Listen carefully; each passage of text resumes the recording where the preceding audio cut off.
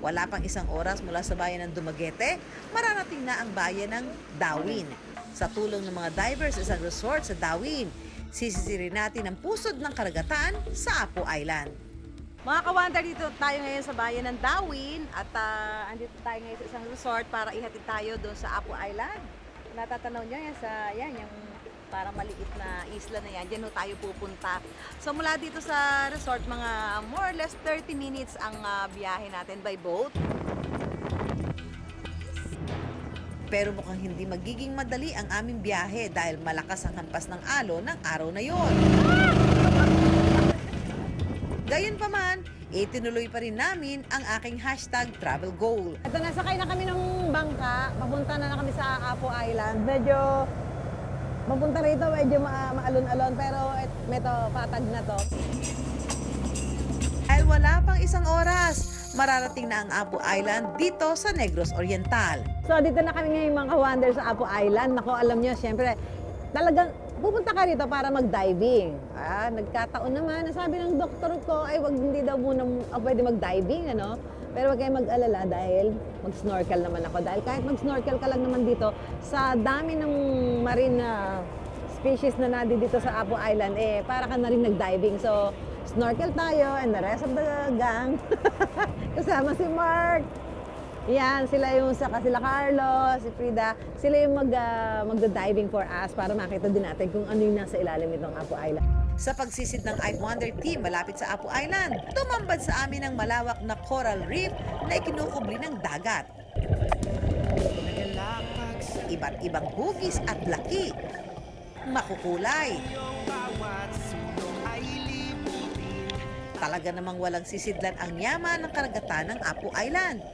Sa mahigit 400 uri ng corals dito, hindi katakatakang pinamamahayan din ito ng iba't ibang klase ng mga isda. Yung mga coral reef sa ilalim, kaya ang daming isda. Yung mga coral sa ilalim, iba-ibang kulay, may pula, may brown, may blue, tsaka iba't ibang klaseng isda. May turtles din sa ilalim. Para siyang isang malaking kabundukan. So, pero imbes na puno, corals yung makikita ko doon. So, para siyang Mount Apo, pero yun nga, ilalim ng dagat naman yung makikita mo magandang tanawin doon. At wala pang 10 minuto, nakita na rin namin ang aming pakay.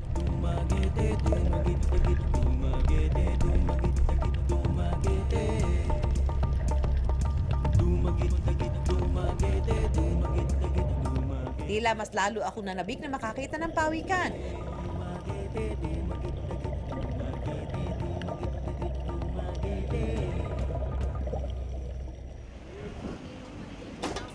Pero bago ang aking aktual na meet and greet sa kanila, dumaong muna ang aming bangka sa dalampasigan ng isla para makapaglibot-libot.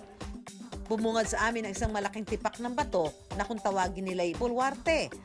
Ito raw ang sumasalubong sa mga turista sa entrada ng Apo Island.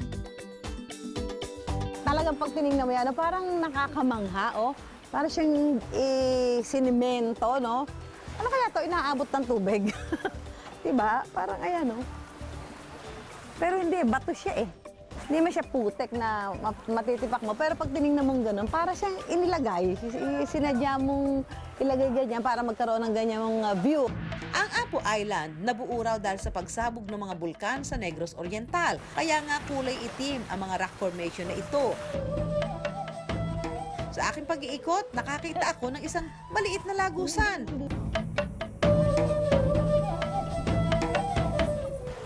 Ay, ang ganda! Nang pasukin ko ang makitid na yungib, bumungad sa akin ang bulwarte. This is nice. Wow! Yung puting-puti na to na nakikita nyo, yan, nasa likod ko, hindi siya buhangin. Patay na coral siya, yung mga nadurog na, ayan. So, pag hindi mo nakakakita ng malapitan, akala mo nga ay white sand, pero hindi siya white sand, kundi mga patay na corals. Nagsimula na nga rin daw dagsain ng mga turista ang Apo Island. Simula nang mapabilang ito sa top 100 diving spots sa mundo. Kaya naman mahigpit ang pangangalaga ng mga taga rito sa kanilang kalikasan. Lalo't protektado ng National Integrated Protected Area Act o NIPA ang buong isla. Ibig sabihin, nasa batas sa dapat hindi sirain at pagkusay ipreserba ang mga lugar na kabilang dito. Mga ka-wonder, ito pong Apo Island, Marine Sanctuary. So, ibig sabihin, talagang protektado dito yung mga lahat ng yamang dagat. Pero hindi lang yamang dagat ang pinoprotektahan nila. Gaya ho dyan, nakita niyo ba yan, no? Naglalangoy na bayawak. Hahayaan mo lang sila dyan dahil sila ay kailangang mabuhay dito. Pero alam niyo bang hindi na kinakailangan pang sumisid sa pusod ng dagat para lang makakita ng mga pawikan? Dahil malapit lang sa dalampasigan, matatagpuan na ang feeding area ng mga pawikan sa Apo Island. Kaya wala na akong inaksayang oras. Arya! Mukhang hindi mailap ang mga pawikan dito at heto't winelcome pa tayo ng isa sa kanila. Ilang sandali pa, isang pawikan naman ang nakita kong umaahon para raw makalanghap ng hangin. At ang ilan sa kanila, nasaktuhan ko pang kumakain sa ilalim ng dagat.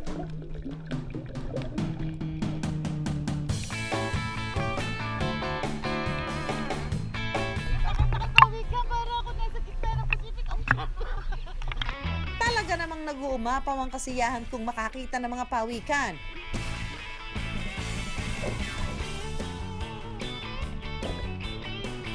At take note mga ka-wonder, close encounter ito. Literal na close kami ng mga pawikan ng Apo Island. Siyempre, hindi ko na rin pinalagpas ang pagkakataong mag-picture kasama ng mga pawikan.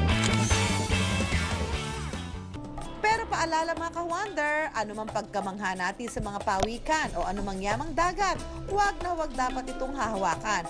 Pagmasdan na lang natin ang kanilang ganda at i-enjoy ang paglangoy kasama nila.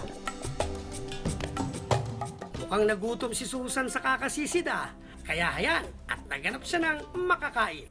Pero hindi lang pagkain ang kanyang natuklasan sa muling paglilibot sa Apo Island, kundi maging ang kasaysayan ng isla.